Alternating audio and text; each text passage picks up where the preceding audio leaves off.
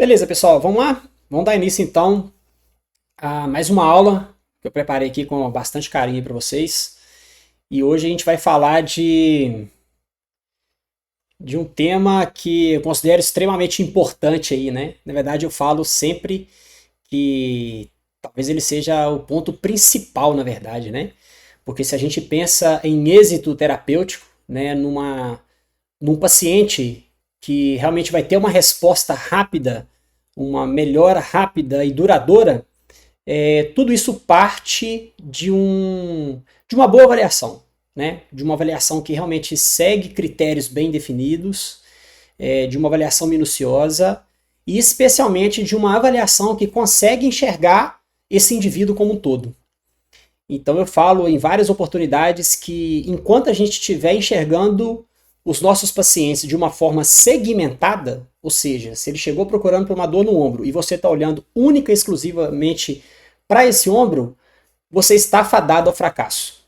É fracasso terapêutico na certa. A gente sabe que o nosso corpo é todo interligado, né?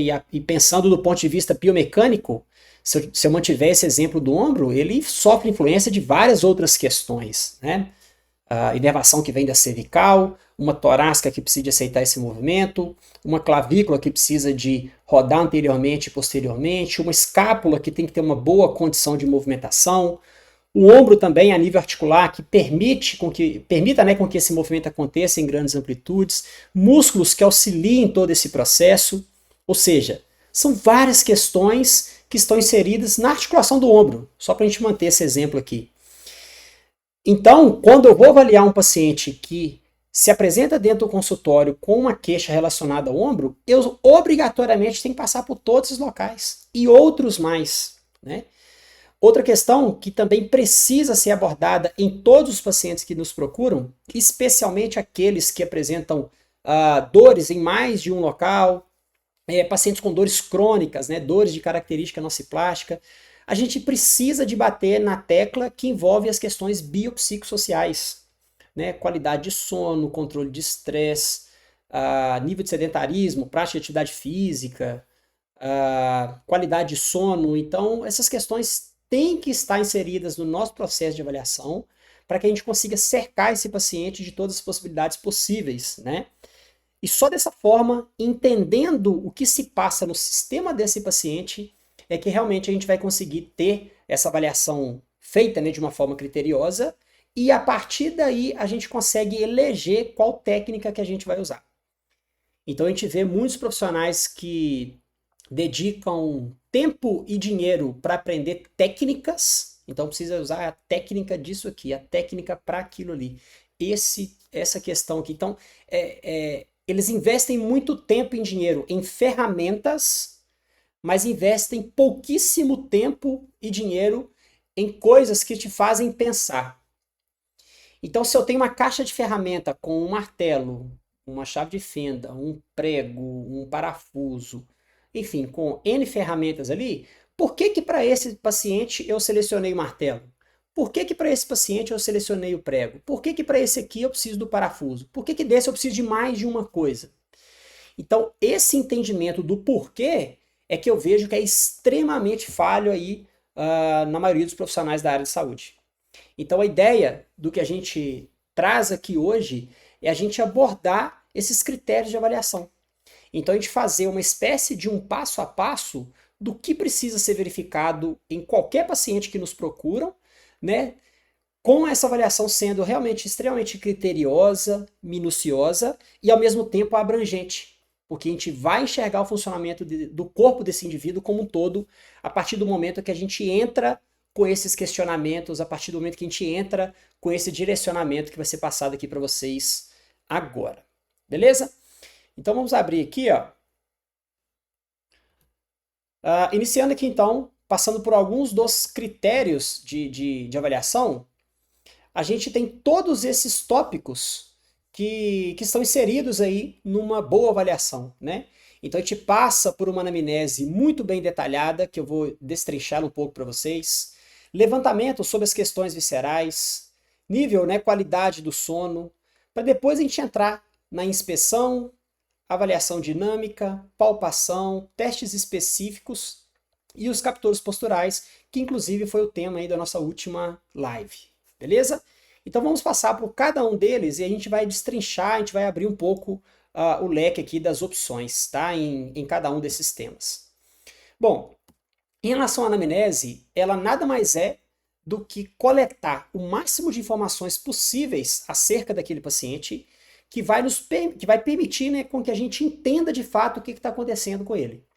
E a partir dessa coleta de informações, a gente consegue direcionar os outros testes que vão vir na sequência. Então eu sempre falo que esse paciente chegou para a gente é como se fosse uma espécie de um funil.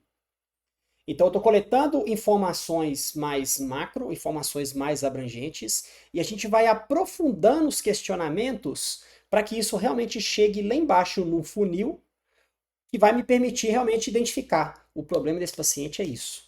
O problema dele é isso e isso, eu preciso de agir dessa forma, que vai ser o nosso passo seguinte, né? Qual técnica que eu vou eleger, o que esse paciente precisa de hands-on, que seria o que ele precisa de técnicas que eu, enquanto terapeuta, vou aplicar nele, ou o que esse paciente precisa de hands-off, que são orientações que eu, como terapeuta, enxerguei que é um déficit no sistema dele e eu preciso orientá-lo para que ele modifique hábitos de vida, situações do dia a dia, enfim, ele modifique alguma coisa que vai fazer com que ele melhore o seu sistema. Então eu sempre digo que uma coisa que é inerente ao nosso corpo é o processo de autocura. Ou seja, o nosso corpo já tem os mecanismos para conseguir se recuperar dos desgastes, dos danos, das lesões, das doenças que a gente sofre. Exemplo disso, processo inflamatório, o cortisol, só para dar dois exemplos diretos aqui. Então nosso corpo já tem mecanismos para fazer a gente funcionar bem e para a gente conseguir se recuperar quando a gente tem algum desses danos, né, acometendo aí o nosso sistema. Então o que nós, fisioterapeutas, profissionais da área da saúde de forma geral, o que a gente faz é dar condições para esse corpo funcionar bem, para que ele consiga se recuperar o mais rápido possível quando ele tem alguma questão dessa envolvida. Beleza? Então, quando a gente chega na anamnese, existem alguns questionamentos que são clássicos, né? Lembrando que isso pode ser extremamente variado, você pode direcionar a sua anamnese de várias outras formas, mas existem algumas perguntas que são extremamente importantes, elas não podem faltar na sua anamnese. Onde dói, por questões óbvias, né? Mas para a gente ter um direcionamento também do seguinte, se o paciente fala que uma dor é aqui no ombro, a dor é aqui, eu sinto uma dor nesse local, uma dor pontual. Eu crio uma linha de raciocínio para algumas questões. A gente vai chegar em algumas delas já já. Agora não, se ele chega para mim e fala assim, ó, minha dor é aqui, ó. Eu sinto essa dor no braço, ela vem descendo, descendo, descendo, ela chega até aqui embaixo na minha mão. Ela segue um caminho específico até chegar lá embaixo em direção aos dedos. Eu falo, opa, isso aqui é uma situação diferente. Isso aqui pode estar relacionado a uma dor neural, enfim. Ou não, eu sinto uma dor que pega aqui, ó, pega toda essa área. Região de trapézio, ela espalha e é estranha. Então pode ser uma dor de característica difusa, ela pode ter um componente onde a gente faz a gente pensar em um má funcionamento de alguma víscera. Enfim, a gente tem ali uma série de questões envolvidas aí, que de acordo com o local onde ele apresenta os sintomas, a gente já começa a criar uma linha de raciocínio. A segunda pergunta que está aqui para vocês é quando e como começou esses sintomas. Por quê? Quando começou e como começou, a gente também começa a criar algumas linhas de raciocínio. Do ponto que, se foi através de um trauma, se foi uma dor que começou devagar e depois foi intensificando, se foi uma dor proveniente de alguma fratura, né, um acidente de carro, se foi depois que ele fez algum procedimento cirúrgico, se foi depois que ele entrou com alguma medicação. Então a gente vai criando linhas de raciocínio. E também é importante a gente pegar quando começou para a gente seguir uma ordem cronológica, para que realmente a gente consiga entender se o fato de ter acontecido algum histórico, seja trauma, seja cirurgia, seja algum fator emocional, alguma mudança alimentar, se a partir daquela data é que começaram os sintomas. Então, por exemplo, o paciente pode ter feito uma cirurgia de retirada de apêndice, por exemplo, tirou aquilo ali, tá tudo ok, tudo certinho, sei lá, 1 ano, 2 anos depois, começou a apresentar uma dor na região de quadril, uma dor na região lombar. Então, pera lá, ele nunca teve isso na vida, esses sintomas de quadril, lombar, por exemplo, e 2 anos, 1 ano depois que ele fez essa cirurgia de retirada de vesícula, de apêndice, né, que foi o que eu citei, ele começou a ter esses sintomas. Então, será que esse sintoma que ele está manifestando hoje tem alguma influência dessa cirurgia, dessa cicatriz? Alguma adaptação proveniente disso? Então, esse tipo de informação importante que a gente tenha. Então, criar essa ordem cronológica. A terceira pergunta que está aqui é o que ele faz que melhora e o que ele faz que piora. Então, de alguma forma, essa pergunta também nos dá um direcionamento e nos dá um outro ponto importante no processo avaliativo, que é a gente coletar o movimento de referência dolorosa. Então, ele pode chegar para a gente e falar assim, ó, eu sinto uma dor quando eu rodo a cervical para cá. Ó. Ela chega aqui, ó, rapaz, aqui dói demais. Então, metade da amplitude dói. Se ele fizer 10 vezes esse movimento, 10 vezes ele sente essa dor. Ou seja, eu já adoto esse movimento como um padrão de dor que se repete, né? Então, é um movimento que ele sente o desconforto, que ele sente a piora. E a partir desse momento, desse movimento de referência dolorosa, eu posso testar várias outras questões, aplicar várias outras técnicas e pedir para ele reproduzir esse mesmo movimento. E de repente a gente já consegue fazer ele melhorar no próprio atendimento. Com uma consulta a gente já consegue fazer ele melhorar. E a gente tem mecanismos para isso, né? Então, ter essa referência dolorosa é bem importante para a gente. E um outro ponto que também é fundamental é qual tecido está envolvido. Então eu vou abrir uma nova aba aqui para vocês, para a gente conseguir entender isso aqui melhor. Por quê? Porque cada tecido corporal, se eu falar de músculo, ligamento, vísceras, articulações e etc., ligamentos, parte articulatória, etc., todos eles respondem com um tipo de dor e numa situação específica. Então, dependendo do relato que o paciente traz aqui pra gente, a gente já consegue identificar, opa, isso aqui é uma dor de característica neural. Opa, isso aqui é uma dor de característica ligamentar. Isso aqui está parecendo uma desordem mecânica, então isso aqui tem uma característica ligamentar. Então, dependendo do relato que ele transfere pra gente, a gente já consegue criar toda uma linha de raciocínio na nossa cabeça. Então, com base em qual tecido está envolvido, eu trouxe aqui alguns slides para ilustrar um pouco das possibilidades para a gente.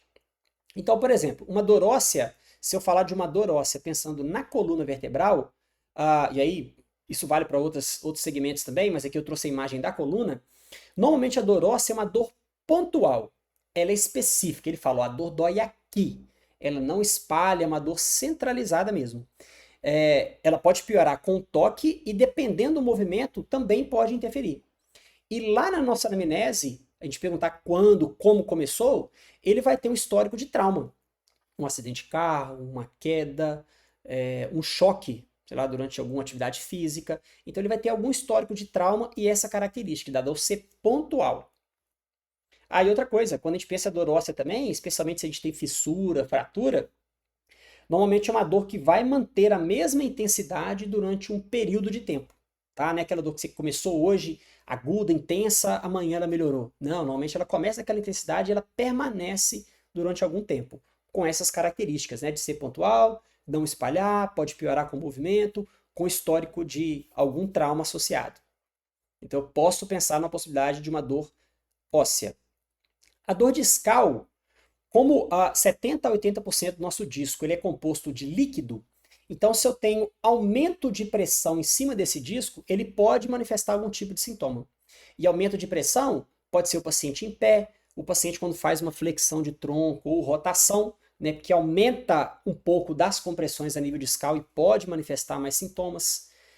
Aumento de pressão discal também provocado por tosse, espirro, o valsalva, né, como por exemplo evacuação. Então o paciente pode relatar isso pra gente. Ó, eu tô com uma dor aqui, rapaz, na coluna, às vezes manifestada também por uma dor irradiada, membros superiores ou membros inferiores, mas que ele fala, ó, eu tossi, espirrar, rapaz, mas dói demais aqui, tá? Nossa, eu vou fazer força para evacuar, rapaz, mas dói minha coluna e parece que desce um raio até lá embaixo na perna. Então são relatos muito comuns, né? Quando o paciente apresenta uma desordem de característica discal. Lembrando que ele pode ter posição antálgica Então, no caso de uma hernia discal, ele pode ter um shift, por exemplo, onde o tronco vem para um lado e o quadril vai para o outro. Ele pode ter uma posição de tripla flexão, então flexão plantar, flexão de joelho, flexão de quadril, que a gente pensaria inclusive numa hérnia foraminal. Ele pode ter uma posição de semiflexão de tronco, quando essa hérnia é central. Enfim, o corpo dele já vai dizendo, assim que ele entra dentro do consultório, e por esses relatos e essas características de dor, você já sabe, opa, esse paciente aqui está com hernia discal. E se você aprofundar um pouquinho mais os testes, pensando em neurodinâmica, em testes neurológicos mesmo, teste de sensibilidade, etc., você sabe, inclusive, qual tipo de hérnia e da onde ela sai, com essa avaliação minuciosa. Então, mais uma vez, aquilo que eu disse no início da aula, invista tempo e dinheiro no processo avaliativo. É isso aqui que é a chave realmente do sucesso, tá?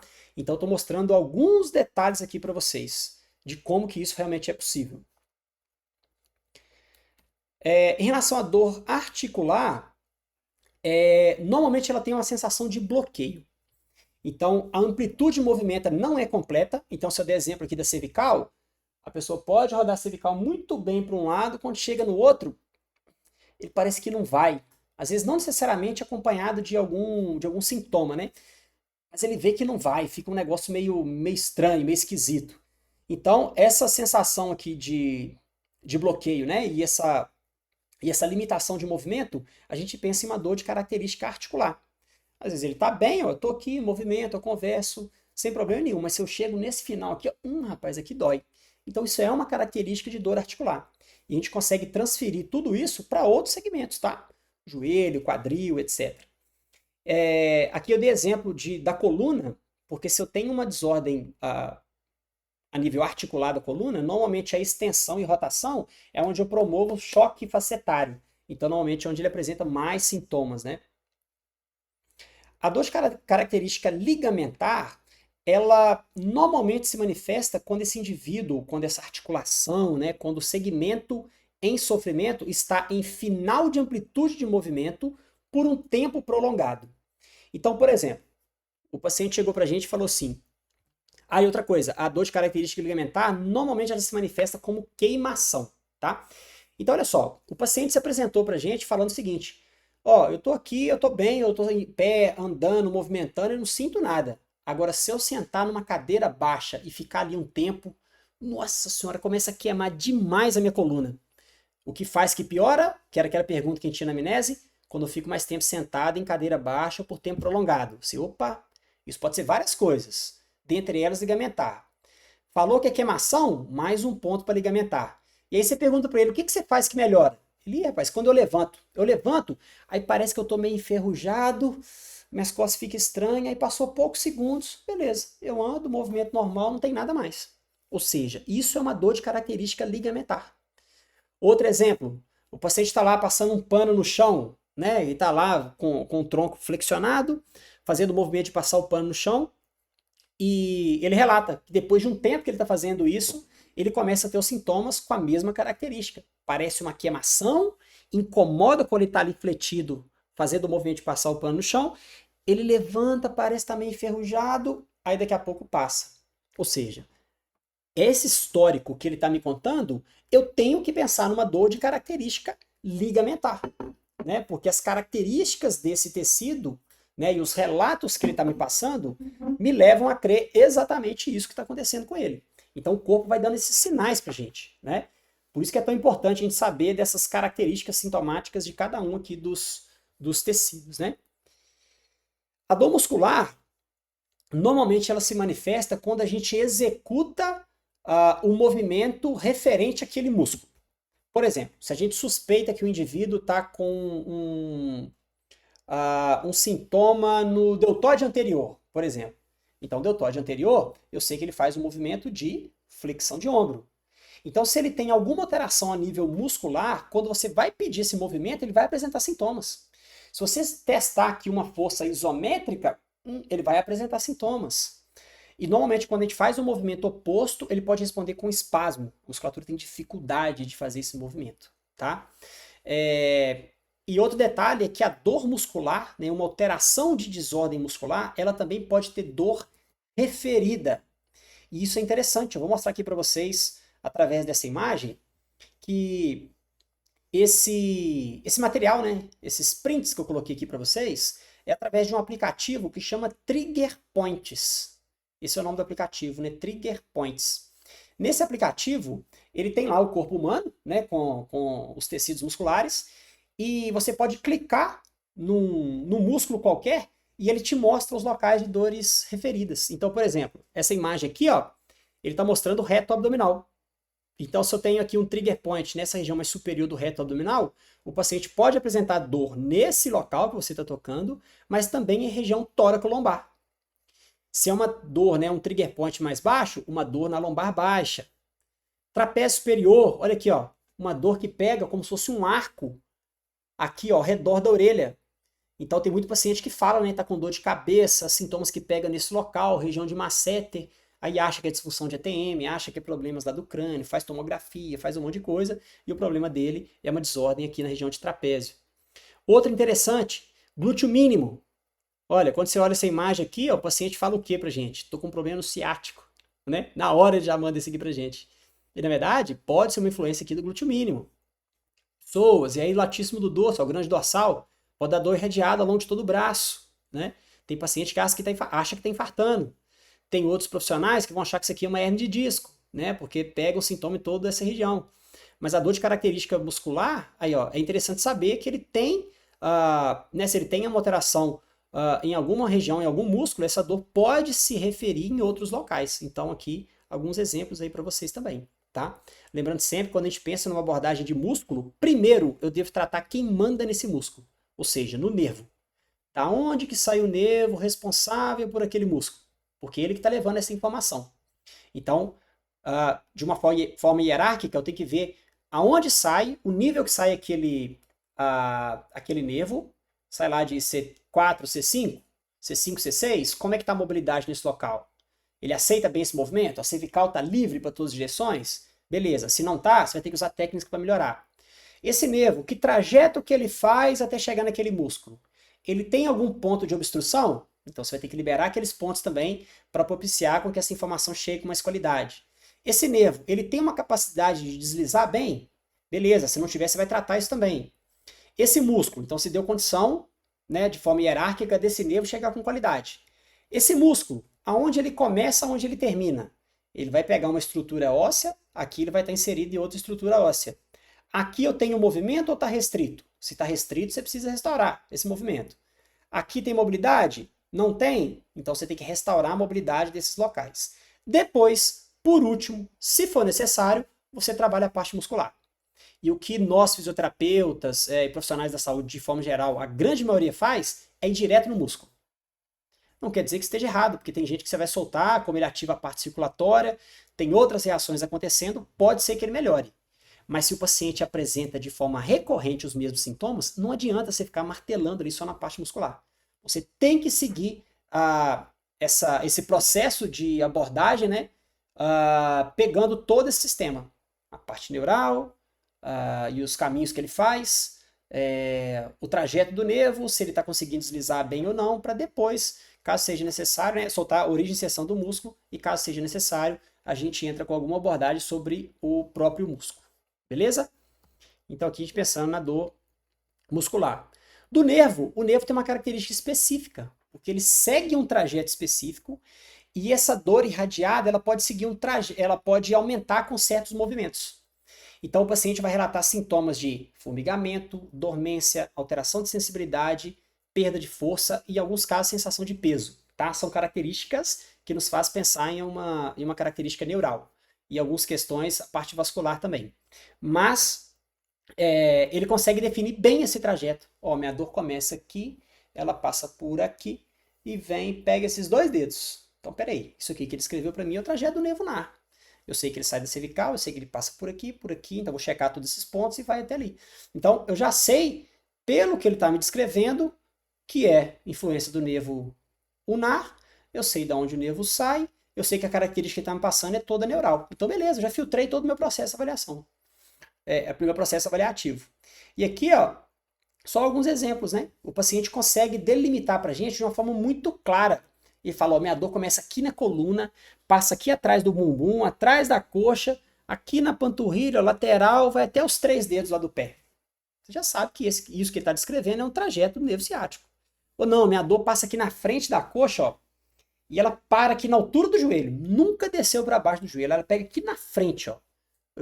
Aqui eu já sei que é o nervo femoral, que ele sai ao nível de L2, L4, então eu preciso checar tudo isso, eu preciso checar o trajeto desse nervo, se eu tenho alguma cicatriz, alguma coisa que está interferindo na passagem desse nervo que está gerando esses sintomas nele.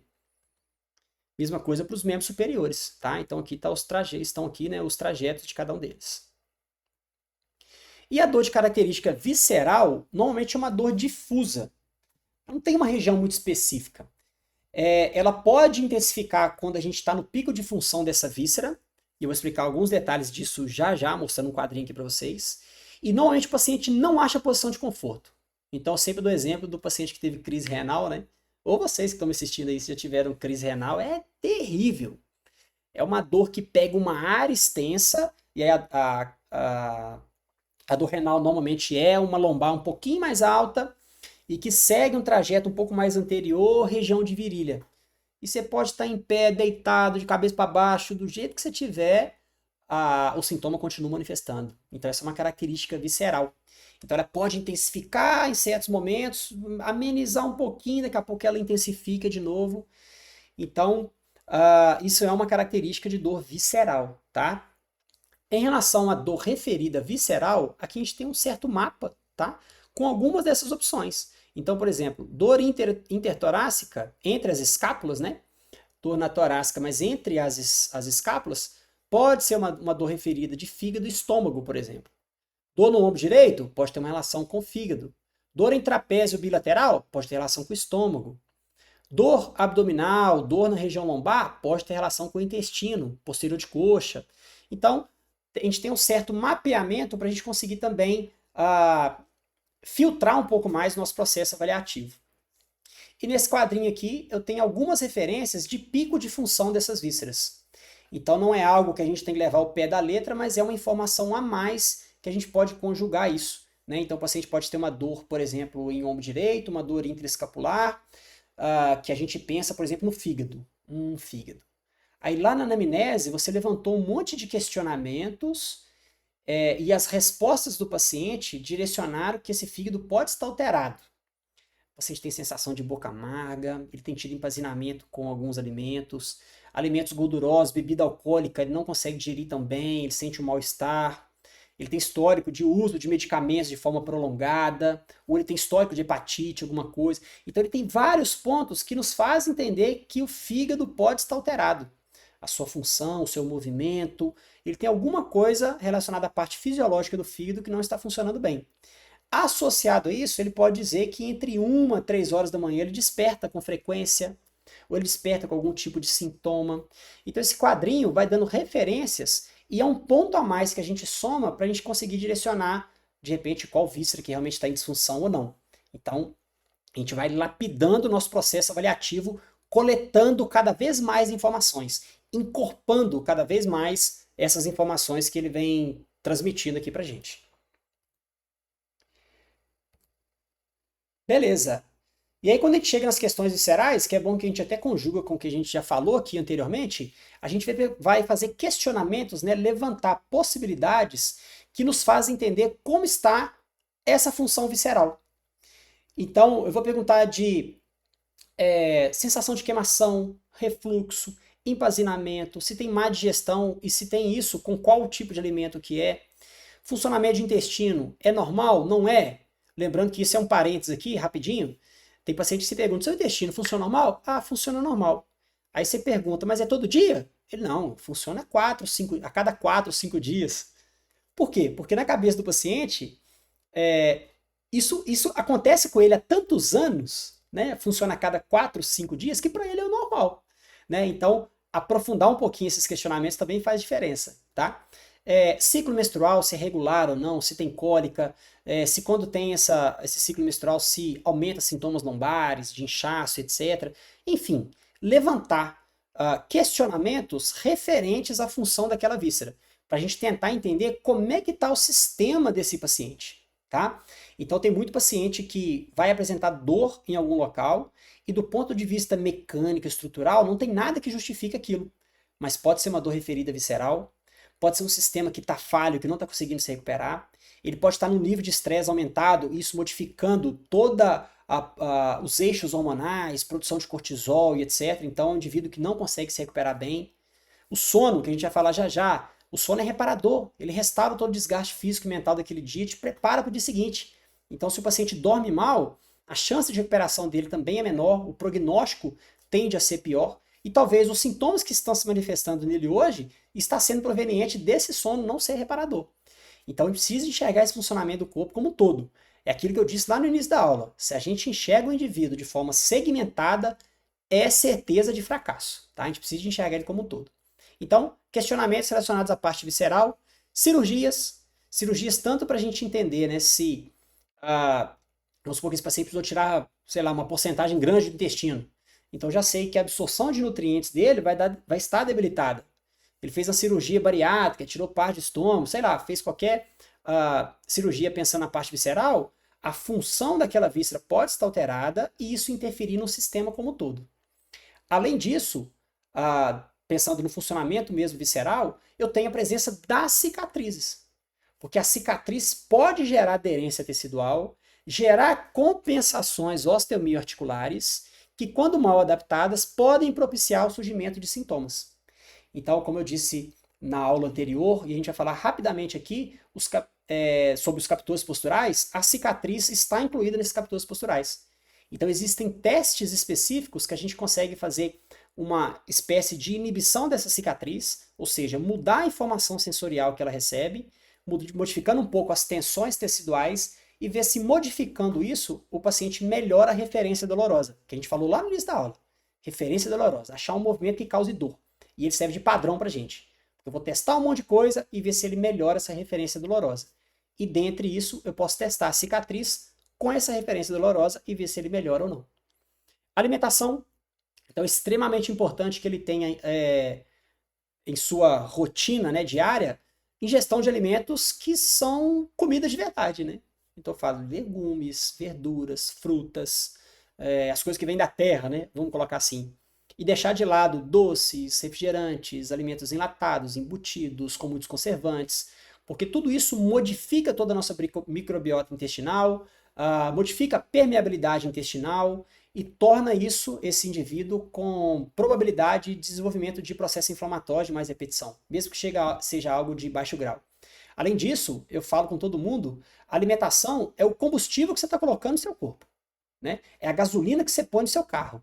Então, se você põe uma gasolina adulterada, esse carro vai parar ali na frente, né? E no nosso corpo é exatamente igual. Então, a gente precisa questionar essas questões alimentares, como que está sendo o hábito dele, inclusive de ingestão de líquido, tá? Ele tem que ter uma boa ingestão de líquido também. E outro ponto que é importante, como é que é a mastigação, tá? Porque a mastigação é o primeiro processo para que ele consiga realmente digerir melhor esses alimentos e conseguir absorver melhor esses nutrientes. Então, tem indivíduos que estão ali com um prato de comida na frente do computador, né? E não para nem para isso. Tá comendo e trabalhando. Então, assim, isso modifica todo o nosso sistema nervoso autônomo que te prepara para quando você vai fazer aquele alimento. Eu falo que se você chegar no self-service aí, pode ir lá amanhã no self-service.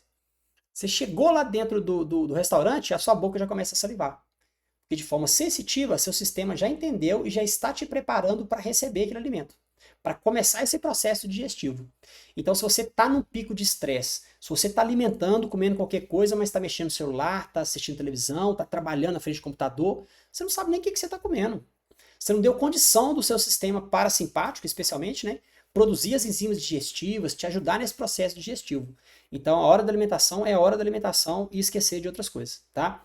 Então, esse é um ponto importante da gente questionar, porque a gente consegue usar isso, inclusive, como hands-off, que é aquilo, né, de passar, identificar falhas, né, que esse indivíduo tem ao longo do dia, que ele tem no sistema, e a gente propor sugestões de como ele consegue ajustar. Porque, mais uma vez, o nosso corpo tem o processo de autocura como inerente a ele. Então, o que cabe a nós é propiciar com que esse corpo tenha condições disso acontecer de forma natural. E a alimentação, mastigação e esse tipo de orientação que eu acabei de dizer está inserido aí nesse processo. Beleza? Então aqui alguns detalhes em relação às questões viscerais. Em relação ao sono, a gente vai perguntar especialmente sobre qualidade e quantidade, tá? O sono é extremamente importante para que a gente tenha um sistema regulado. Então, em média para o brasileiro, é em torno de 6 a 8 horas, com indivíduos que têm necessidade de mais tempo do que isso para conseguir funcionar bem, e indivíduos que conseguem funcionar bem com menos tempo do que isso também, ok? De qualquer forma, o sono ele tem que ser capaz de entrar fácil no sono e um sono que seja contínuo, tá? Porque tem indivíduos que despertam várias vezes de madrugada. Então tem um sono muito picado. Então, durante uma boa noite de sono, a gente cicla entre 4 fases, fase 1, 2, 3, 4, e cada uma dessas fases, né, o sono REM, o quarto, cada uma dessas fases é responsável por algumas questões. Então, por exemplo, lá na terceira fase é onde a gente tem boa parte, né, do processo de reparação tecidual, é onde a gente tem a absorção do aprendizado, né, que você teve aí ao longo do dia, enfim, cada etapa do sono a gente tem algumas particularidades que eu até sugiro que vocês estudem, que vocês pesquisem isso, porque senão a gente vai ficar. Pode ser até tema de uma outra live, né? Mas a gente. Só para a gente otimizar aqui o tempo, mas o sono é extremamente importante. Então a gente perguntar tempo de sono, que horas que ele vai dormir, que horas que ele acorda, se o sono é picado ou não, e se quando ele acorda bem, ele acorda disposto. Porque tem paciente que acorda e fala, ó, parece que passou um trator em cima de mim.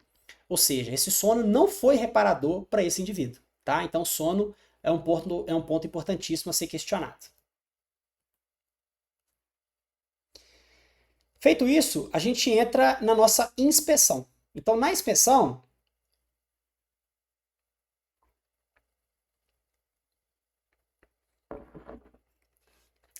estática, a gente vai observar o nosso paciente. Então, já coletou uma gama gigantesca de informações, eu já sei qual é a referência dolorosa, eu já sei qual ou quais tecidos estão envolvidos na dor desse paciente.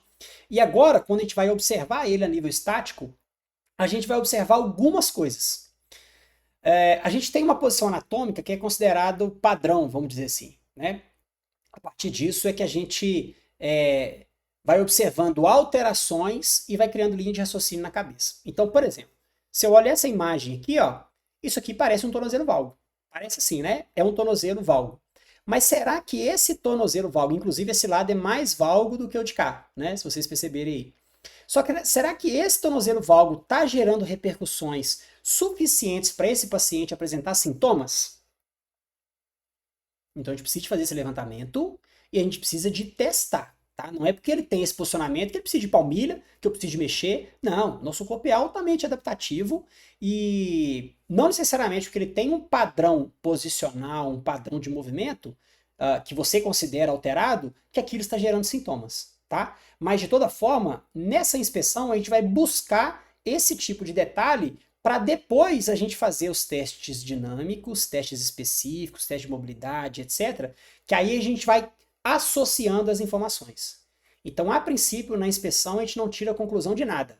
A gente só reforça alguns dados que a gente coletou na anamnese, lembrando sempre que a gente está jogando tudo isso no funil, e depois a gente vai confirmando com os testes específicos. Então, a gente está somando e associando essas informações. Então a gente vai buscar mudança, né, de padrão articular, então coisas que são aberrantes, né, uma tíbia mais rodada, uma anterioridade de cabeça, uma cabeça que é um pouquinho mais inclinada, um ombro que é mais assim, que é mais assado, sem tirar conclusão de nada, mas observar esses detalhes. E tentar enxergar sempre do seguinte, pessoal. Imagina que eu tenho um indivíduo que tem, por exemplo, deixa eu mostrar do lado de cá, um ombro que está mais para frente aqui, ó. Um ombro está normal, o outro está mais protuso. Aí todo mundo associa o quê? Ah, o peitoral dele está encurtado. Beleza, pode ser. Mas espera lá, será que ele tem uma clavícula que está rodada anteriormente? Será que ele tem alguma cicatriz em região anterior que está tracionando esses tecidos e está mantendo ele aqui? Ele está tendo alguma dificuldade de movimentação de torácica, de gradil costal, que dificulta ele ir lá para trás? Eu tenho alguma debilidade de algum músculo, alguma má movimentação da escápula que está permitindo ele ficar aqui? Então olha só como é que a gente muda a forma de fazer a inspeção dos nossos pacientes. Agora, eu não quero que vocês olhem só, ele tem aumento de lordose, ele tem um ombro mais baixo que o outro, ele tem cifose torácica. Isso é básico. Isso aqui pra gente é muito pouco, isso a gente aprende na graduação. E não adianta ficar nisso, porque isso não quer dizer nada. Hoje os estudos mostram pra gente que não é esse tipo de postura o que causa sintomas desse paciente. Porque se fosse assim, todo mundo com cifose torácica ia ter dor, sei lá, cervical, todo mundo tem anterioridade cervical e ia apresentar dor. Eu tenho indivíduos que tem isso aqui a vida inteira e nunca teve dor. E aí, como é que você justifica? Então, a postura, quando a gente fala de postura, é uma posição que o seu corpo encontra para ele ter menor gasto energético e ser funcional. Então, não existe postura que é o ideal, tá? Entretanto, se eu tenho alguma mudança nesse padrão articular, igual desse exemplo aqui do ombro, essas adaptações, a linha de raciocínio que tem que passar na cabeça, além de tudo que a gente coletou na anamnese, é se eu tenho tecidos, articulações, músculos, cicatrizes, alguma coisa que está propiciando com que ele adote essa posição e dificulte com que ele execute o padrão de movimento ideal. Então, na inspeção, a gente vai buscar esse tipo de informação. Então, posicionamentos do centro de gravidade, né, se ele está mais deslocado para frente, se ele está mais deslocado para trás, se ele faz oscilações no sentido lateral, oscilações antero-posteriores. Então, a gente vai coletando essas informações, né? Posições antálgicas, compensações, porque um indivíduo que chega aqui para mim, com essa posição, por exemplo, que vocês estão vendo nessa imagem aqui, ele pode ser um indivíduo que tem uma escoliose, por exemplo, ou pode ser um indivíduo que está numa crise de hernia de disco, tá? E ele adotou essa posição antálgica. Então, se ele chega para mim no consultório andando desse jeito, com sintomas de dor irradiada, sensação de formigamento, dormência, tração de sensibilidade, perda de força, eu já sei que é o tecido neural, eu já sei que essa posição é uma posição antálgica característica de uma hernia discal, seja interna ou externa, né? Depende do qual perna que está tendo radiação. Então eu já sei que esse cara está com uma hernia de disco. Uma hernia de disco interna ou externa, se aprofundar o teste, eu sei qual nível que ele está, matei a charada. É fácil, é só dele entrar no consultório, eu já sei que esse cara está com hernia. Então questionar se ele realmente tem escoliose ou se essa posição veio depois dos sintomas. Porque isso pode confundir a gente, né? Será que esse cara tem uma escoliose gritante assim? Não, eu não tenho essa. Aí o paciente vai relatar, né? Não, eu não tenho essa posição, não. Eu sou retinho. Mas eu comecei a ficar aqui e depois começou essa dor. Então você já sabe que é uma posição antálgica e que possivelmente essa é uma questão de hérnia, tá? Só para dar um exemplo aí para vocês. Então, beleza, a gente fez a anamnese, a gente fez essa inspeção estática e a gente entra na avaliação dinâmica. Então, a avaliação dinâmica, a gente vai testar a quantidade e a qualidade do movimento. Então, como o paciente executa esse movimento, se ele precisa de compensar com muitas outras estruturas, com outros padrões de movimento fora do fisiológico, né? Vamos colocar assim. Então, isso a gente coloca como qualidade. E a quantidade. Se a amplitude é restrita, se ele apresenta sintomas. Então, isso é para tudo. Eu vou testar uma pronossupinação de cotovelo desse paciente. A um lado, ele faz a supinação completa, ele vem bem demais. Aí do outro lado, ele tem uma limitação, a sensação parece um bloqueio. Então, peraí, ele pode apresentar dor, essa amplitude está restrita. Então, tem alguma coisa que está interferindo ali. Será que é uma cápsula que está restrita? Ele tem algum bloqueio mecânico que eu preciso de mexer? Então, é esse tipo de coisa que a gente busca na avaliação dinâmica. Então, por exemplo, a coluna. O que a gente está vendo aqui nesse exemplo, apesar da gente não estar vendo a coluna, o que é muito perceptível? Uma flexão da região torácica e uma retificação da lombar. Ou seja, para esse movimento aqui, ele não está conseguindo fazer uma boa flexão da região lombar. Então, o que será que está influenciando isso aqui? Ele está com espasmo da musculatura eretora da espinha? Ele está com restrições a nível capsular? Ele tem alguma cicatriz, alguma aderência, alguma coisa que impede esse movimento de acontecer? Ele tem restrições sacroiliacas ou de quadril que não permite esse movimento de acontecer? Numa ideia de compartilhamento de força? Enfim, tem algumas hipóteses que precisam ser levantadas e no teste dinâmico a gente vai juntando essas informações para a gente chegar numa conclusão mais precisa. Na palpação, a gente vai ver a característica do tecido. Ele é mais quente, mais frio, é mais tenso, mais rígido, ele movimenta menos. Se eu pegar na pele e induzir movimento, aqui está mais preso, está mais aderido. Ele apresenta dor na palpação, mudança de sensibilidade. Então, quando a gente palpa o tecido de forma geral, a gente checa tudo isso. E a palpação também inclui quando a gente vai fazer os testes de mobilidade específico e etc. Então, palpação é outro ponto aí do nosso processo avaliativo. para depois a gente entrar nos testes específicos. Então eu vou somando cada etapa dessa da avaliação. E no teste específico eu já estou com isso tudo mais direcionado. Então eu vou testar a mobilidade desse tecido e das estruturas que correlacionam a ele. Eu gosto muito de falar sobre interdependência regional. Então aquele exemplo que eu citei do ombro, por exemplo, se o paciente apresenta uma dificuldade para flexão do ombro. Deixa eu mudar a tela aqui, ó. Aqui, ó. Ótimo. O paciente tem uma dificuldade para fazer a flexão de ombro. E tem dor, por exemplo, nessa amplitude. Então, quando eu vou fazer os testes específicos de ombro, eu já fiz a avaliação, tá? Vamos supor que eu já passei por tudo isso. Quais estruturas fazem parte de uma interdependência regional do ombro? Ou seja, quais estruturas podem estar com dificuldade de movimentação, restrições e etc., que estão interferindo nesse movimento do ombro? Então eu posso citar, por exemplo, a cervical, porque daqui saem os nervos que comandam as estruturas relacionadas ao ombro. Eu posso pensar na torácica, porque se eu tenho, por exemplo, só para ilustrar para vocês, um paciente, eu gosto muito desse exemplo, eu uso ele várias vezes. Se eu tenho uma cifose torácica e um paciente faz a flexão do ombro, ele pode esbarrar numa limitação de amplitude nesse nível, não porque o ombro tem limitação, mas simplesmente porque a torácica não aceita a anterioridade. Então, pera lá, se eu melhorar essa anterioridade torácica, pode ser que eu já melhore a amplitude do ombro. Pode ser que eu já tire a sobrecarga que esse ombro estava sofrendo para executar as tarefas do dia a dia, funcionais, laborais, né, atividade física, etc. Então, pera lá, vou ter que testar a torácica. Eu vou ter que testar a cervical, já que daqui saem os nervos que comandam toda essa região. Clavícula, ela tem que aceitar o movimento de fazer uma rotação posterior, por exemplo, quando eu faço esse movimento com o ombro. A escápula, ela tem que aceitar um movimento de abertura, né? Porque a cavidade glenoide ela fica relativamente superior. Então, se o ombro vem vem subindo até uma certa altura, se a escápula não acompanhar, essa amplitude não acontece de forma plena. Vai acontecer talvez com sobrecarga na articulação do ombro.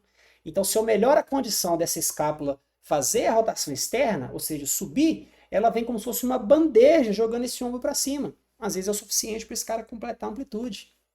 Ou será que lá na articulação do ombro mesmo eu tenho alguma restrição de cápsula? Ele não consegue fazer esse movimento porque essa cápsula está aderida, vamos usar esse termo, né, em alguma região. E aí eu vou ter que usar técnicas específicas para isso. Ou eu vou melhorar a mobilidade torácica, ou vou melhorar as condições da região cervical, os nervos que chegam até o ombro. Eu vou ver esse nível de ativação dos músculos, para saber se é a escápula que não movimenta, porque ela está aderida, e aí tem técnicas para a escápula, ou se está faltando ativação de algum músculo, ou outros hiperativados que não estão permitindo essa escápula abrir mais. Ou não, se o problema for cápsula, eu vou ter que forçar essa articulação no máximo de amplitude para ela abrir essa cápsula e voltar, abrir essa cápsula e voltar. Ou seja, eu vou dar condições, pegando todas essas regiões relacionadas à interdependência regional, para permitir com que esse ombro consiga ter grande amplitude de movimento, consiga ter sua função restaurada sem sobrecarga articular. Então, os testes específicos vêm para quase finalizar, ou finalizar, dependendo do caso, toda essa linha de raciocínio que foi sendo criada desde quando a gente começou lá na nossa anamnese, desde quando o paciente entrou dentro do consultório e a gente iniciou os nossos questionamentos, tá? Em algumas situações, a gente consegue usar e deve usar testes ortopédicos, testes neurológicos também, quando tem necessidade em determinados casos. E alguns também a gente entra com teste de neurodinâmica, tá? Para saber o nível de deslizamento neural. Além disso, essa imagem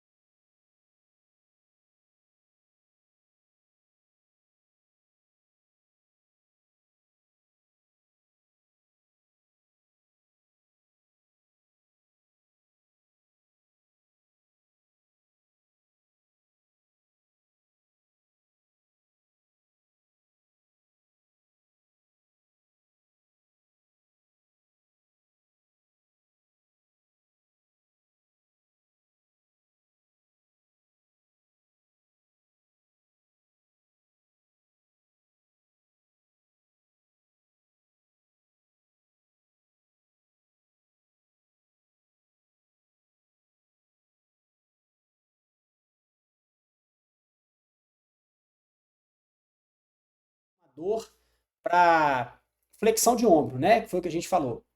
Será que a ATM está influenciando nesse sintoma que ele apresenta do ombro? Vou dar só um exemplo aqui, tá?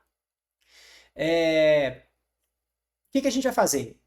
A ideia é modificar essa informação sensorial que esse tecido está captando, né?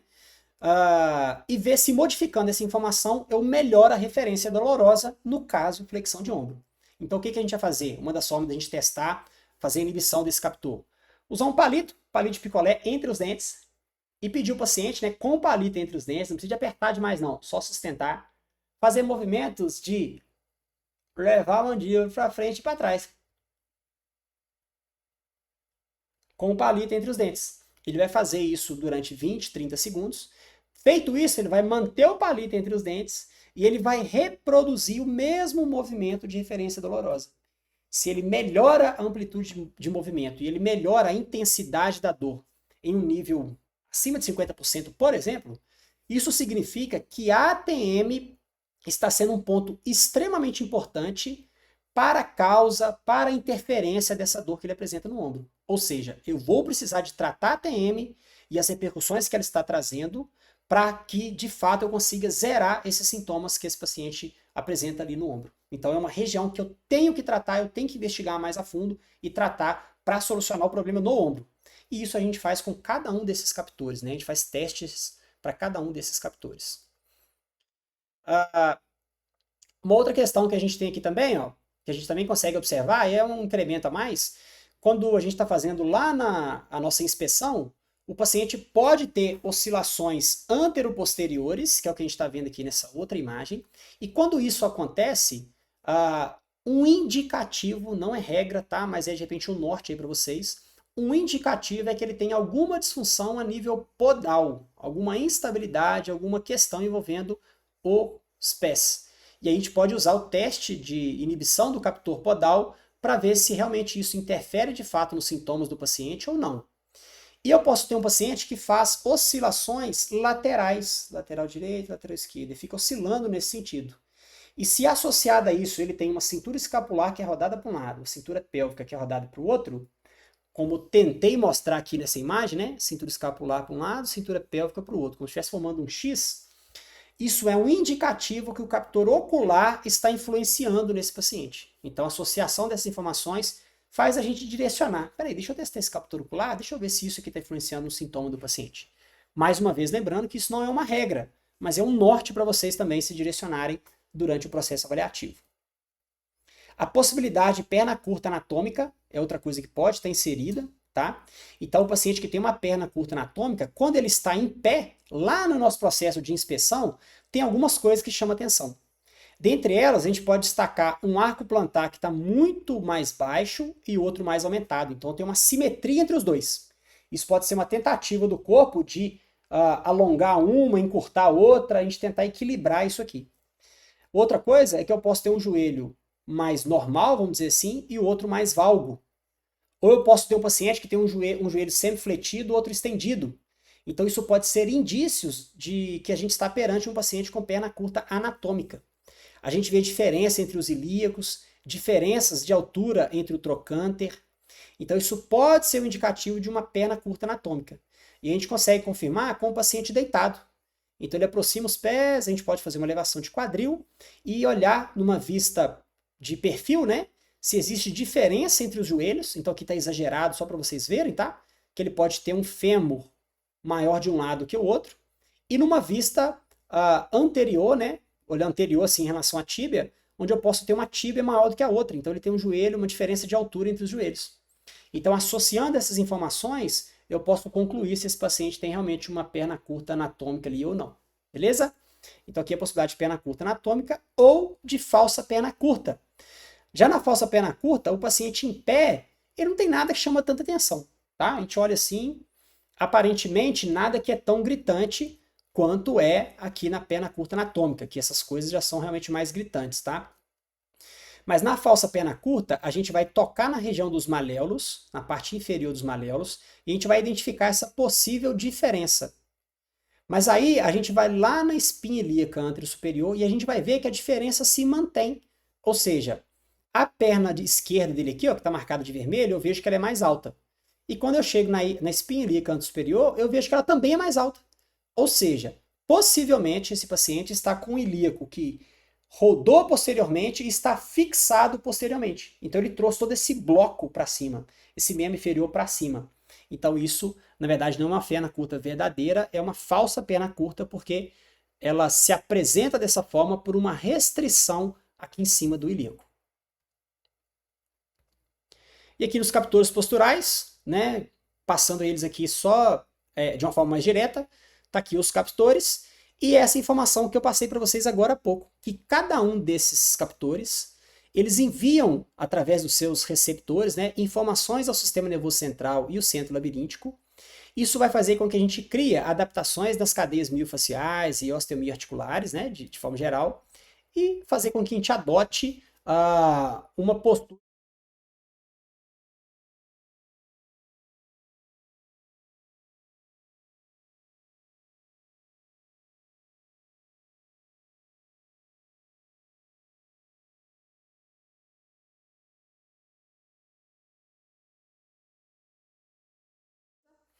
Além disso, a gente tem outros questionamentos que são interessantes para a gente agregar informações desse entendimento do indivíduo como um todo.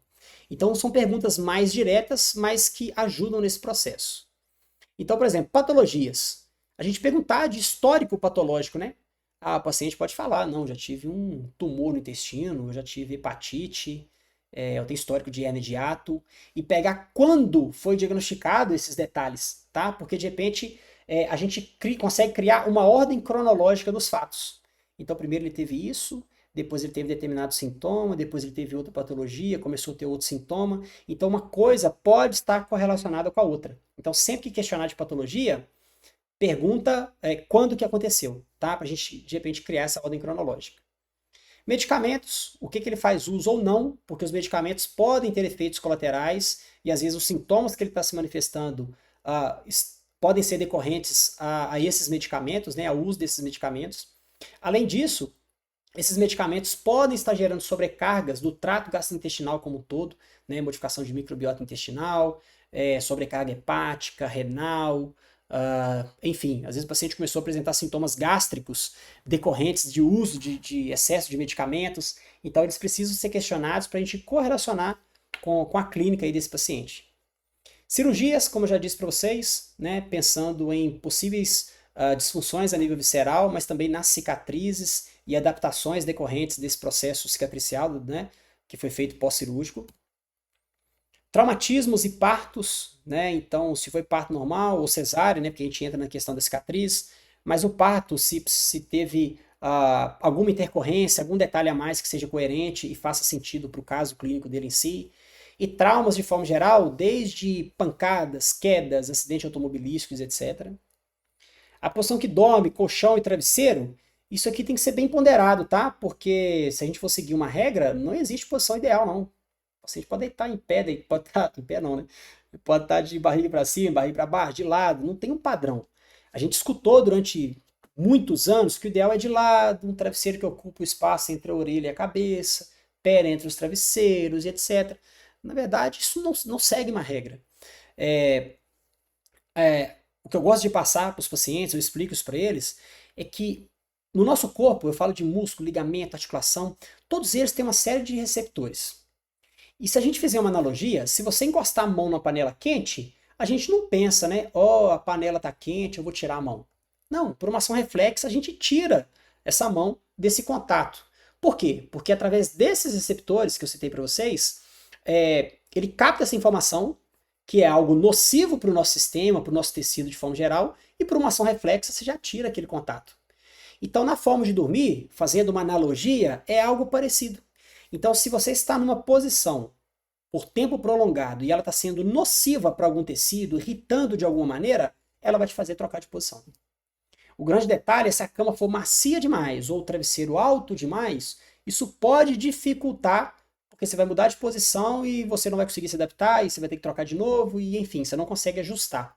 Então, o grande detalhe é isso, lembrando que não é regra. Tem paciente que vai dormir em cama, que faz uma volta, 72 travesseiros lá debaixo da cabeça e não tem problema nenhum, né?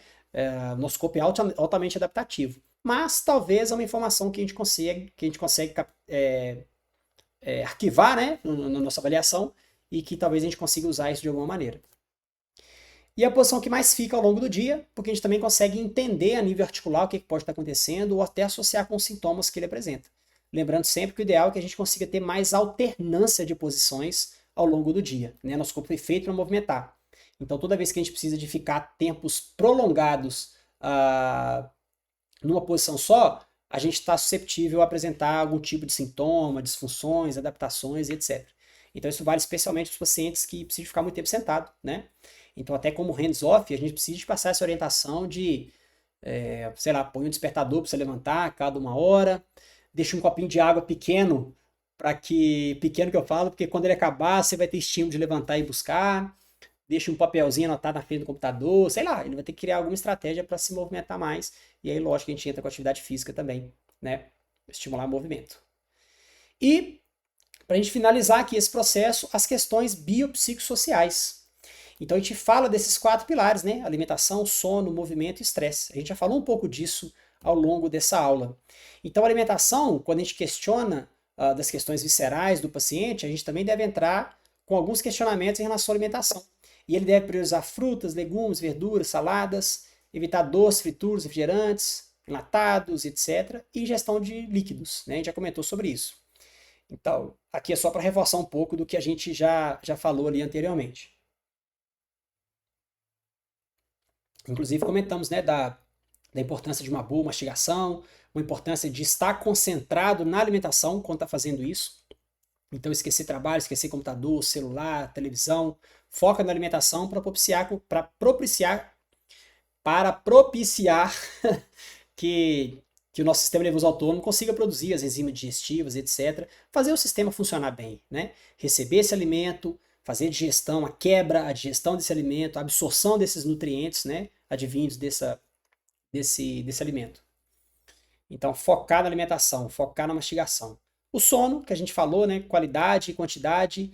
Então, o indivíduo que não dorme bem, que tem o sono picado, que acorda cansado, que dorme poucas horas por noite, ele tende a ter uma recuperação mais deficitária, um prognóstico que pode ser pior, e talvez o surgimento dos sintomas está sendo proveniente de um sono de qualidade ruim. E eu falo que isso é fácil perceber, né? Eu até transfiro isso para os pacientes. Eu falo assim, ó, fica uma noite sem dormir. Com certeza, todos nós já ficamos, né? Nem que seja porque foi num baile, num casamento, alguma coisa, que a gente não dormiu durante a noite. Olha o dia seguinte como é o nosso corpo, né? Como a gente sofre, porque você não conseguiu recuperar, você teve muito gasto de energia naquele momento, gastos, né? Você não conseguiu fazer uma limpeza a nível cerebral, vamos dizer assim. Então até o raciocínio fica lento. Agora imagina semanas, meses, anos dormindo mal. O sistema vai falhar. Esse paciente vai apresentar dor musculoesquelética e, mais uma vez, se você estiver olhando ele de forma segmentada, é fracasso na certa. Então a gente precisa enxergar esse indivíduo como um todo e as questões biopsicossociais estão inseridas e muito nesse processo. Movimento, estar em movimento durante o dia, prática de atividade física extremamente importante, então isso pode entrar como hands-off também. E movimento é onde nós, fisioterapeutas, educadores físicos, né, onde a gente mais entra, que é estimular o movimento. E nós aqui na fisioterapia temos ainda a questão de avaliar esse indivíduo, identificar algum tecido que tem restrição de movimento, né, seja a nível articular, visceral, um tecido que não se move bem, uma cicatriz que gera uma aderência, um nervo que não consegue deslizar. Então tudo no nosso corpo depende de movimento. E se esse movimento está restrito, ele está passível de gerar adaptações, compensações e surgimento dos sintomas. Então é onde a gente mais entra. A gente identifica o que tem pouco movimento e restaura aquele movimento. Essa é a nossa função. E o estresse. Então, estresse físico, emocional, ansiedade, contexto de vida de forma geral, estresse no trabalho, a forma como lidar com os problemas. Então, a gente coloca a palavra estresse. Então, isso modifica muito o nosso sistema nervoso autônomo, a produção dos hormônios, a capacidade de recuperação do nosso corpo. E se esse é um pilar que está mais inserido no indivíduo, ele tem que ter mais atividades do tipo fuga.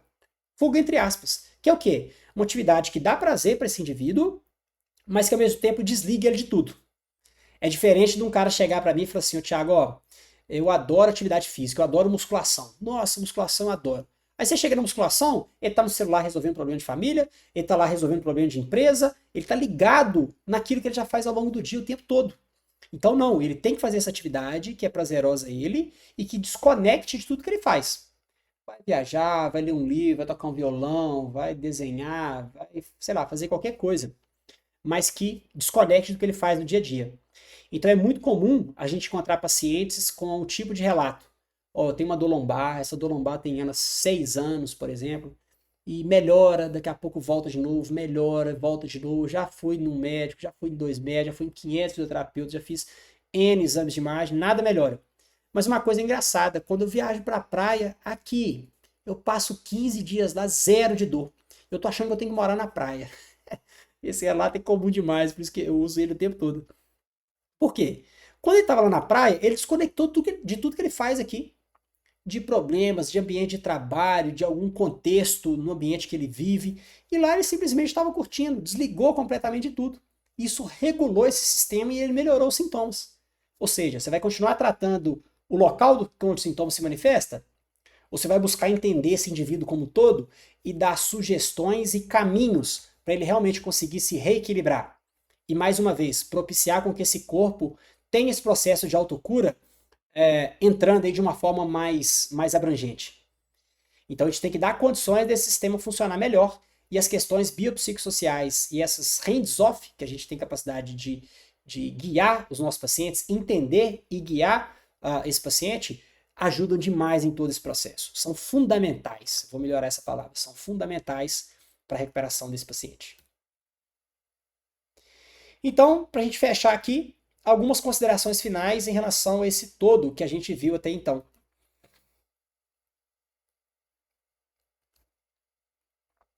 O conhecimento sobre anatomia, fisiologia e biomecânica são fundamentais. Então eu citei aquele exemplo para vocês, né, do paciente com uma alteração no ombro, onde torácica, cervical por conta da inervação, a escápula, os músculos que auxiliam no movimento da escápula, possíveis cicatrizes aderindo, restringindo a movimentação tecidual. Então essas correlações que a gente faz enxergando o corpo como um todo, a gente só consegue fazer essas correlações entendendo a biomecânica, entendendo a anatomia, entendendo a fisiologia. Então essas interdependências regionais, para a gente conseguir ter isso bem consolidado, a gente tem que ter esse bom embasamento de anatomia, fisiologia e biomecânica. Os sintomas apresentados em uma região vão muito além do local onde a dor se manifesta. Isso eu mostrei em vários exemplos, né? No próprio ombro, que eu citei aqui, e eu estou frisando só para realmente ficar mais fácil o entendimento de vocês, tá? Então o paciente pode ter uma dor no ombro que o problema é da cervical. Pode ter uma dor no ombro porque a torácica não aceita anteriorizar-se. Pode ter um problema no ombro porque a escápula não aceita abrir, está com déficit, sei lá, de ativação de serrátil anterior. Pode ter uma dor no ombro porque a cápsula está restrita, porque a clavícula não aceita a rotação posterior. Então, a dor se manifesta no local, mas o problema pode estar vindo de várias outras regiões, né? E essa origem do problema pode estar relacionada à inervação, vascularização, aos captores posturais. A gente deu exemplo da TM, podendo interferir num sintoma lá do ombro. Além disso, as questões nutricionais e emocionais também podem estar envolvidas na causa de sintomas. Na verdade, eu colocaria as questões biopsicossociais. Tá? Então, aqueles 4 pilares que a gente acabou de citar, se eu tenho ou alguns deles alterados, mais desequilibrados, isso pode ser o suficiente para esse corpo apresentar sintomas. Então, eu sempre digo que nosso corpo é igual um copo que está vazio. Então, os traumas, entre aspas, que a gente vai recebendo ao longo da vida, vai enchendo esse copo. O que seriam traumas? O estilo de vida, né? Hábitos alimentares, hábitos alimentares ruins, desidratação, sedentarismo, nível de estresse, qualidade de sono ruim, enfim, traumas do tipo, realmente, trauma físico, queda, acidente, etc. Tudo isso vai enchendo esse copo. De repente, ele teve algum movimento que ele executou, alguma coisa que ele fez que foi a gota d'água para desencadear os sintomas. Então, por exemplo, teve um paciente que chegou para mim e falou assim: Thiago, caiu um bilhete no chão do carro. Eu fui fazer um movimento para pegar, eu nem encostei a mão no bilhete, eu travei ali, eu não consegui sair do carro. Ou seja, será que foi o movimento que ele fez que gerou os sintomas? O movimento foi só a gota d'água. E não adianta eu tratar o sintoma desse paciente. O que eu preciso fazer é esvaziar esse copo. ele tem que melhorar as condições alimentares, ele tem que fazer atividade física, eu tenho que restaurar o movimento, isso sou eu que vou fazer, tá? Identificar o que está restrito, restaurar e orientar ele a exercícios para fazer em casa. Ele tem que melhorar a condição de sono, ele tem que melhorar várias questões, porque meu objetivo não é tratar o sintoma, não é tratar o movimento que fez desencadear os sintomas. Eu tenho que esvaziar esse copo. Eu tenho que dar margem para ele sofrer novas cargas, novas compressões, porque a gente está inserido nisso o dia inteiro, nas atividades do dia a dia, né, nos problemas do dia a dia. Então eu tenho que dar margem para esse corpo funcionar bem, conseguir se recuperar bem. Então eu tenho que enxergar esse indivíduo como um todo. E vendo, né, todo esse processo avaliativo que a gente viu até então, né, todos esses detalhes de forma minuciosa, a gente consegue interpretar o quê? Que o exame de imagem é sempre com letra maiúscula, eu vou repetir 1000 vezes, sempre complementar. Por que eu falo isso com tanta propriedade, com tanta clareza, e eu gosto sempre de enfatizar isso mesmo? Vocês viram ao longo dessa aula como que o nosso corpo se relaciona. Quanto que disfunções em um local podem repercutir em outro. O quanto que para a execução de um movimento, num padrão de movimento ideal, sem sobrecarga mecânica, as outras áreas também têm que colaborar, têm que estar com essa movimentação livre, para que esse sintoma não se manifeste nesse local. Então, quanto, né, as questões biopsicossociais também influenciam no indivíduo, no sistema desse indivíduo como um todo. Aí, o paciente apresenta uma dor lá no ombro, e dependendo, né, vai no profissional de saúde, ele avalia só o ombro, quando avalia, e faz o seguinte, faz uma ressonância e traz aqui para mim. Aí ele vai lá e identifica uma bursite, uma tendinite, um desgastezinho ali no ombro, e fala que o problema do paciente é aquilo. E aí, é uma dificuldade para a gente desconstruir esse conceito que é antigo. Eu falo que é antigo, porque antigamente era isso que era feito, né? Mas no mundo atual, isso continua até hoje, né? Os consultórios cheios, mas de avaliações extremamente curtas, quando tem, né? Que às vezes nem tem, já pede logo o exame de imagem e o que deu no exame de imagem, ele se ancora naquilo. Hoje tem uma série de exames de estudo científico que eles têm feito o seguinte: eles pegam indivíduos que nunca tiveram dor em determinado segmento. Por exemplo, quadril. Nunca tive dor no quadril. Então vem cá, você está na minha pesquisa, né? Tem os critérios de inclusão, etc. Mas pacientes totalmente assintomáticos ao longo da vida e fazem ressonância do quadril. Sabe o que eles identificaram? Eu não tenho esse dado na cabeça agora. Mas mais de 30% tinha síndrome do impacto fenoacetabulado tipo CAM, tantos outros por cento do tipo Pincer, tantos outros por cento misto. Não sei quantos por cento com lesão de labro, não sei quantos por cento de artrose, desgastes, né, alterações degenerativas. Detalhe, todos esses pacientes assintomáticos, eles nunca tiveram dor na vida, no quadril. Então, como que esse indivíduo tem essa alteração identificada no exame de imagem e nunca teve sintomas? Nosso corpo é altamente adaptativo. Ele tem uma articulação que auxilia na movimentação da outra. E você vai ficar ancorado naquilo que deu no exame de imagem, sendo que os estudos estão mostrando pra gente que isso não é uma verdade absoluta. Então o exame de imagem, ele é complementar, né? Sempre complementar, porque ele é complementar a uma avaliação muito bem detalhada, assim como eu estou trazendo aqui para vocês. Então, enquanto a gente ficar se baseando naquilo que deu no exame de imagem, a gente vai falhar terapeuticamente falando. Então, se o paciente deu bursite, tendinite, eu não vou tratar bursite, tendinite. Eu tenho que entender o funcionamento desse corpo para saber o que causou a tendinite e a bursite. Toda vez que eu falo de inflamação, eu estou falando de uma região que está em sobrecarga, sobrecarga mecânica. Sobrecarga porque ela está presa, porque tem alguma região da interdependência regional que não está funcionando bem. Sobrecarga porque eu tenho músculos que podem estar hipoativados e essa região está trabalhando demais. Sobrecarga. E para resolver sobrecarga, eu tenho que trabalhar todo esse conjunto, eu tenho que enxergar esse indivíduo como um todo. E a analogia que eu faço é o seguinte: imagine que você pisou num prego, o prego atravessou seu pé. Esse prego está ali. Ele gera dor, gera limitação de movimento, ele gera edema, ele gera um monte de coisa. Se você tomar um medicamento, uma injeção, fizer algum procedimento analgésico ou que controle o processo inflamatório, beleza, esse cara pode melhorar, pelo menos no primeiro momento. Mas você não concorda comigo que esse prego está ali ainda? Enquanto você não for lá e não tirar esse prego, aí você não dá condição desse corpo se recuperar. Agora, a partir do momento que você tira esse prego, agora sim, agora ele tem condição de se recuperar, ele tem condição de evoluir, né, de reparar essa parte tecidual, e beleza, ele vai ficar bem. Inclusive de forma duradoura. Senão a gente bate naqueles casos que o paciente tem dor hoje, ele melhora, daqui a pouco ele tem de novo, ele tem de novo, ele tem de novo. E o sistema acaba se retroalimentando. Então tenha muito cuidado, muita atenção em tudo isso que eu falei com vocês, porque é isso que vai permitir você ter os resultados com seus pacientes. Tem que enxergar ele de uma forma como um todo.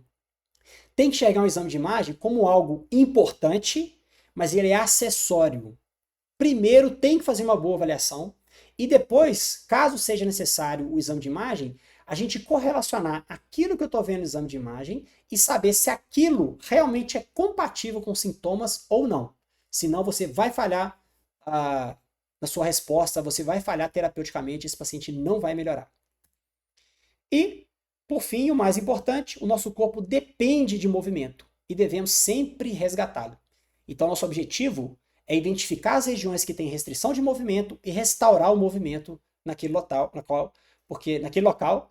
porque o nosso corpo foi feito para movimentar e assim a gente deve fazer. E aqui, pessoal, essa imagem que eu adoro, quem já assistiu algumas aulas, palestras, lives que eu já fiz, eu já usei essa imagem em vários contextos, né? Então sempre, né, para quem estiver chegando aí agora e vendo aí agora, essa aula, né, a primeira apresentação que você está vendo eu falar, eu queria que vocês observassem essa imagem como um todo, tá? E eu vou acelerar um pouquinho aqui o processo, mas eu queria que vocês identificassem alguma coisa que chama atenção aí nessa imagem, tá? Deixa eu ampliar ela aqui um pouco.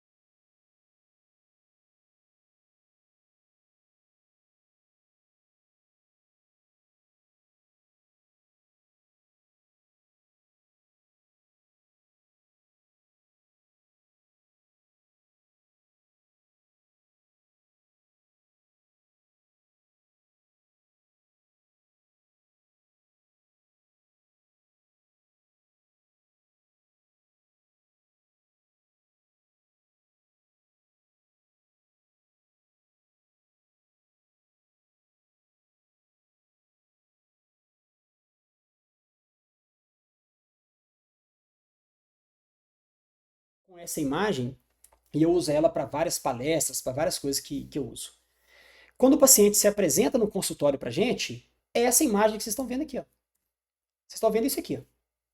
O paciente vai te contando histórias, né?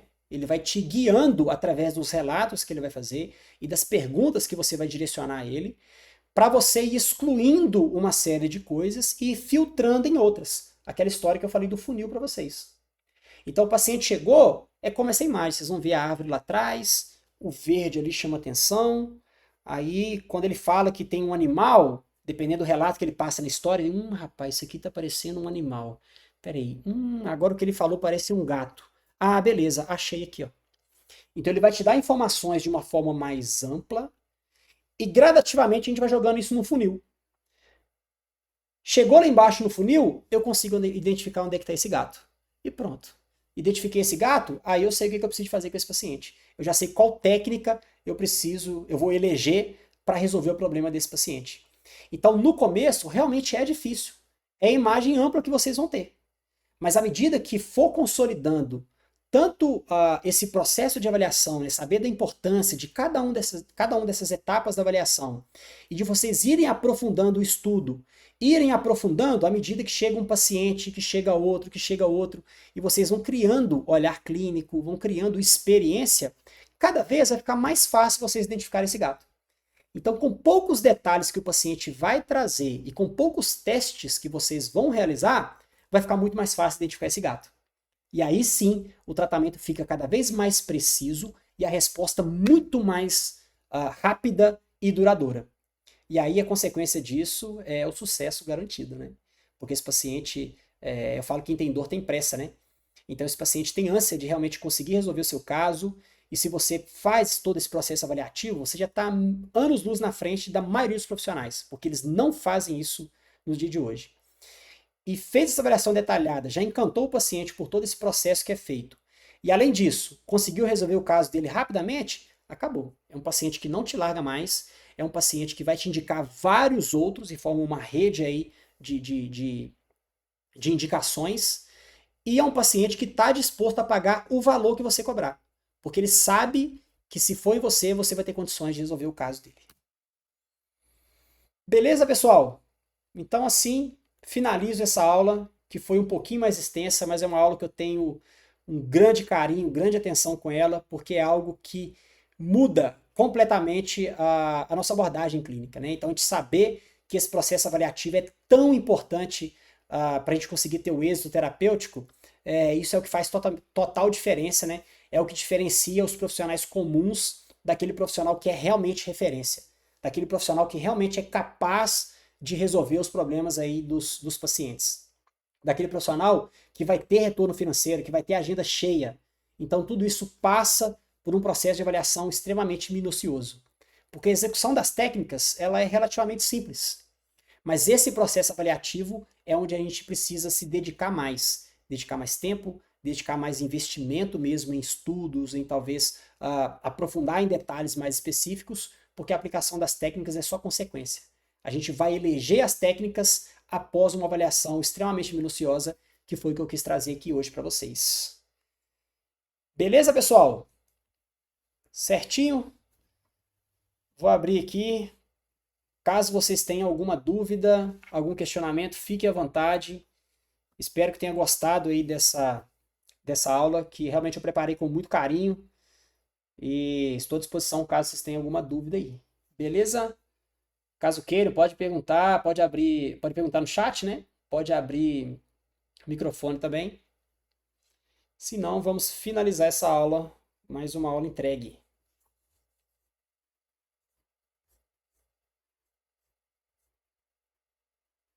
Dole uma, dole duas, dole três. Beleza, pessoal. Vamos finalizando aqui então. Mais uma vez agradecer aí a presença de todos e reafirmar aí o compromisso com vocês que todas as terças-feiras, inclusive semana que vem já, tá? Não vai falhar. Terça-feira às 19 horas, terça-feira às 19 horas estaremos aqui novamente com outro tema, inclusive sugestões, caso vocês queiram, né, que a gente aborde algum tema específico, estou totalmente aberto, tá? Para receber essas indicações aí. Beleza, pessoal? Mais uma vez, obrigado a vocês aí pela presença e até uma próxima.